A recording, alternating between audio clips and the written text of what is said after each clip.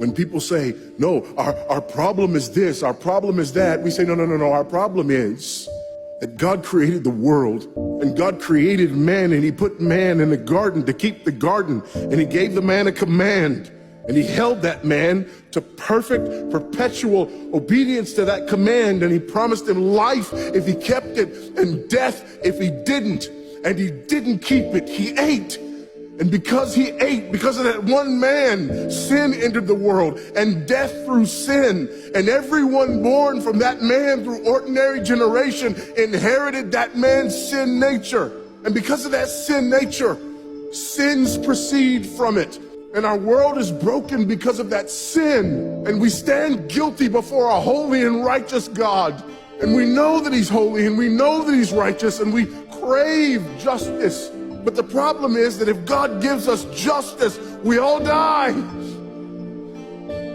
And so that God, in his goodness and in his mercy, sent forth his son, who was not born of ordinary generation, but was born of a virgin. Yes, the virgin birth matters. Why? Because if he's born of ordinary generation, he's born in sin. But because he's not born of ordinary generation, he's not born in sin.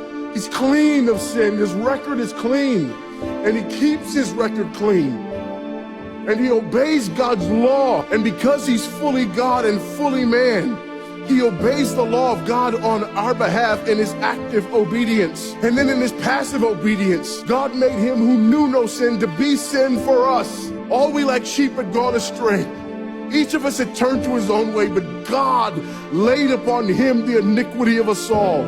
And Christ died for sin once for all, the just for the unjust. And God imputes our sinfulness to him, and he nails our sinfulness to the tree. And Christ dies and raises again on the third day for our justification.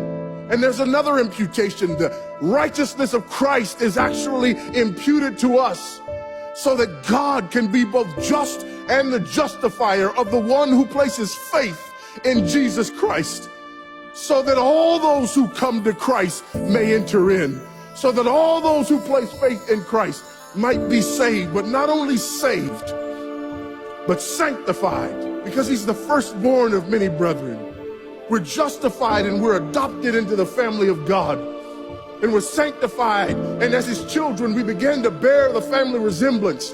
And we're further sanctified throughout this life by the very same gospel that saves us. Until one day, when it's all said and done, we're not just saved from the penalty of sin. We're not just saved from the power of sin, but one day we're glorified and saved from the very presence of sin. That's the gospel that we preach. That's the gospel that we need.